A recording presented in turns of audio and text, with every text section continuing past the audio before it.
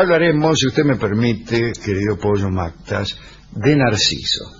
Pero no de Narciso Ibáñez Menta, sino de Narciso a secas. Narciso el Tespio, Narciso el hijo de la ninfa que se llamaba Liríope, a la que, total estamos solos, el dios fluvial Cefiso había envuelto una vez en remolinos. Una vez que la envolvió en remolinos, aquel dios que era al mismo tiempo un río, como tantos, amó, por no decir otra cosa, a Liríope, y de esta unión surgió Narciso. El adivino Tiresias, de quien hemos hablado muchas veces, aquel que fue hombre pero también fue mujer, aquel que fue ciego pero también clarividente, aquel que fue desdichado pero también longevo, ya que vivió durante varias generaciones, el más famoso adivino de la Hélade, le dijo un día a Liríope lo siguiente: Narciso, tu hijo, podrá vivir muchos años, con la condición de que nunca se contemple a sí mismo. Hablaba de espejos y de cursos de agua, ¿no? Naturalmente. Narciso era muy hermoso. Cualquiera podía enamorarse de él con toda justicia. Cuando tuvo 16 años, su camino estuvo sembrado de amantes que siempre eran cruelmente rechazados. Tal era el obstinado orgullo que sentía de su propia belleza. Consideraba que nadie estaba a su altura para poder recibir su amor. No. El famoso rechazo terco de la canción criolla. Entre los enamorados de Narciso estaba la ninfa Eco. Y la historia de Eco es interesante. Cuentan que no podía hacer uso de su voz excepto para repetir lo que decían otros. Y tal desgracia era producto de un castigo que le fue infligido por haber sido amante de Zeus y haber traicionado a Hera, la mujer de Zeus, ¿no?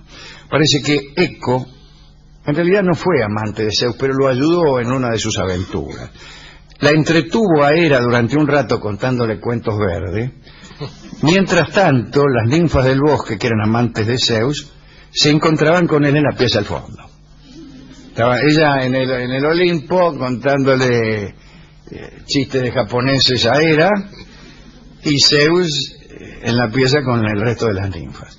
Esta distracción, esta traición, le valió un castigo, que es el que ya citamos. Solamente podía hablar repitiendo lo que otros decían, es decir, tenía un discurso más de cotorra que de ninfa. Un día en que Narciso salió a cazar ciervos junto a otros compañeros, la ninfa Eco lo siguió de cerca por un bosque y escondiéndose para bicharlo, ¿no? Se enamoró, le gustó bañarlo. Intentó hablarle, pero fue incapaz, por lo que hemos dicho hace unos instantes. No pudo iniciar la conversación, pero sí continuarla. Narciso, viendo que estaba un poco alejado de sus compañeros, por ahí se sintió solo en el bosque y gritó: «¿Hay alguien por aquí? ¡Aquí, aquí!», respondió Eco, y aprovechando hacía los gestos correspondientes, me imagino yo. No sé, esto le agrego, ¿no? Esto sorprendió a Narciso, esto que acabo de hacer, porque no había visto a nadie. Y entonces dijo Narciso: «Vení, vení». Y la ninfa repitió: «Vení, vení». Esto va muy bien. «¿Por qué me evitas?», dijo por ahí, y escuchó las mismas palabras. «Juntémonos aquí». «Juntémonos aquí». Bueno, tras varias repeticiones, Eco abandonó el lugar donde estaba oculta y fue al encuentro de Narciso para abrazarlo y proponerle toda clase de procedimientos lujuriosos. Pero Narciso la apartó rápidamente y se alejó diciendo: «Prefiero morir antes que acostarme contigo». Es horrible lo que dijo este hombre. «Prefiero morir antes que acostarme contigo». ¿A usted le han dicho alguna vez esa frase? Infinidad de veces, Alejandro. A mí también hace poco me la dijeron, un poco cambiada, pero me la dijeron. Eco pasó el resto de su vida en cabañas solitarias y se fue consumiendo de amor. Cada vez más flaca, hasta que solo quedó de ella su voz. No había otra cosa que su voz. Las doncellas rechazadas antes de lo sucedido con Eco tomaron a Eco como emblema y pidieron venganza al cielo. Venganza, venganza. Las rechazadas por Narciso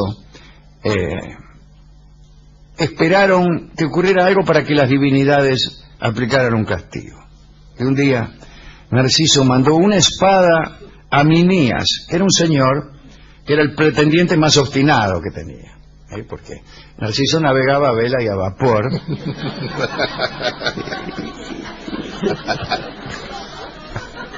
Y tenía pretendientes de ambos sexos.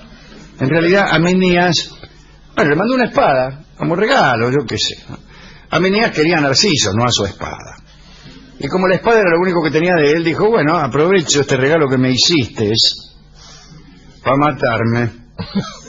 Y se mató en la puerta misma de la casa de Narciso, mientras imploraba a los dioses que vengaran su muerte. Un verdadero canalla. Claro. Imagínense. Un verdadero canalla, ¿qué es esto? No sé si antes tocó el timbre.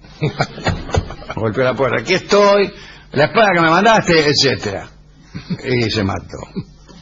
La diosa Artemis escuchó entonces la súplica de este hombre e hizo que Narciso se enamorara, aunque le negó facultad para poder consumar su amor.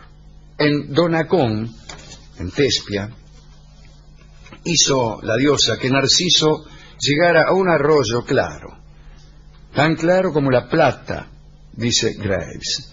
Un arroyo que no era nunca perturbado por el ganado, ni por los pájaros, ni por las piedras, ni siquiera por las ramas que se doblaban para darle sombra.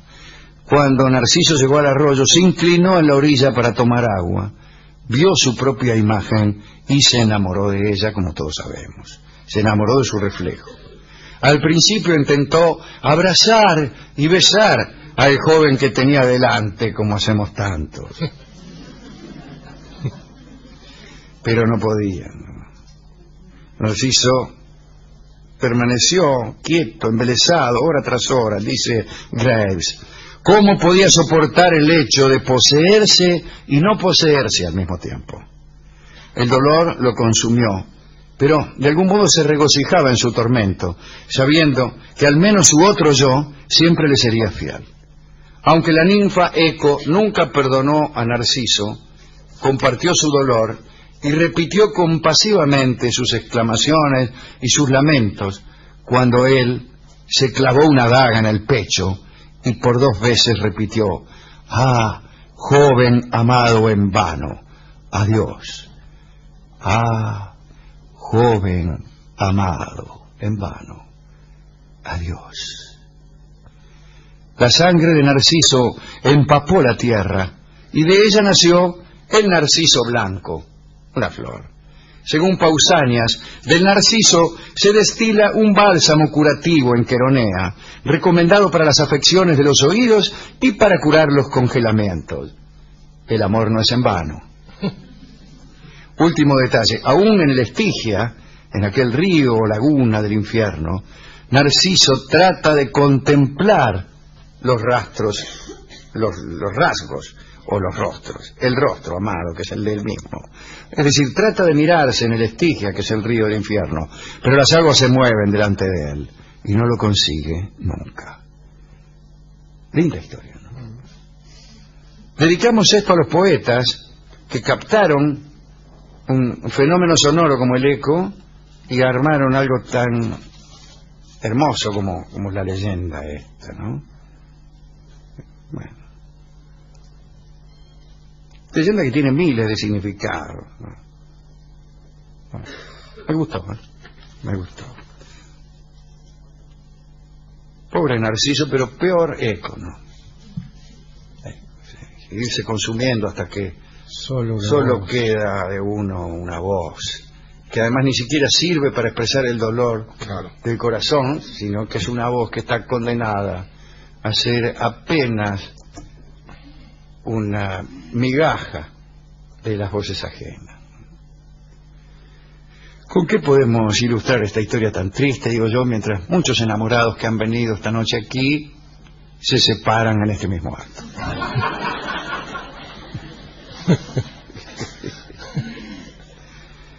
¿Fue a la discoteca, Alejandro? Hemos ido a la discoteca y hemos dado con el tango, el bellísimo tango que se llama Tal vez era su voz, que es una expresión de Narciso o quizá de los pastores de Tespia, cuando oyen que sus propias palabras son repetidas tardíamente por el eco. Y dirá, ¿será la ninfa? Tal vez era su voz. Escucharemos ahora ese tango en la voz, o en el eco de la voz, de Libertad Lamarque.